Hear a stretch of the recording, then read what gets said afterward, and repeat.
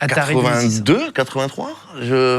Ouais, alors, ouais. En fait, ça, par contre, pour l'histoire, par contre, c'est la console où il y a eu le crash du jeu vidéo, et notamment avec le jeu E.T. qu'ils avaient sorti, qui est l'image aujourd'hui du crash du jeu vidéo. C'est quoi le crash du jeu vidéo?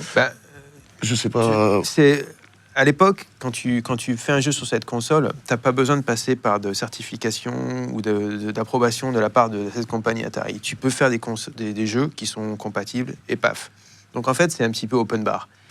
Et le jeu E.T. est fait en quelques semaines, quelques mois, vraiment 5 semaines. vite. Ouais, 5 semaines par un seul gars pour sortir vite fait. Et ils en font 3 millions, ou je sais plus combien de millions ils en tirent. Ils s'étaient quand même bien vendus, sauf que c'était vraiment un jeu de merde. Faut pas. Hein. Et donc, ce qui se passe, c'est qu'ils se retrouvent avec plein d'invendus qui sont allés enterrer dans le désert du Nouveau-Mexique. Alors ça, pendant très longtemps, ça a été une légende urbaine. Ça a été une légende, mais ça a été... Alors, c'est dans une des... Ouais, en 2014, ils ont été creusés. Et ils ont ressorti les... Ils ont ressorti, et il y avait plein de boîtes d'E.T. explosées, comme ça. Ah non, c'était vrai. Ça faisait 30, 40 ans qu'elles étaient là, enfin, je sais pas. Et pour même l'info, ça a été vendu sur une plateforme. Il y a des mecs qui ont été récupérés. Il y avait eu une vente qui avait fait 37 000 $ sur un site en ligne.